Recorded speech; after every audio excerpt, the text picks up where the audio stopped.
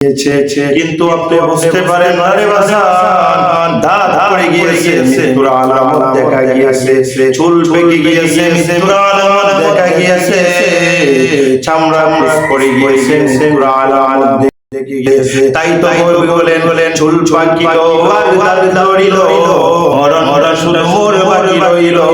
চুল পাকিল আর দাঁত দড়িল, মরণ শুনে মোর বাকি রইল। কোন দিন জানি আজরাইলে আমার জানটা কেড়ে নিবে।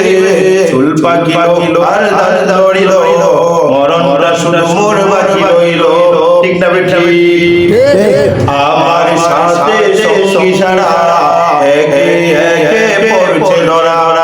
আমার সাথে সঙ্গী ছাড়া একে একে পড়ছে ধরা।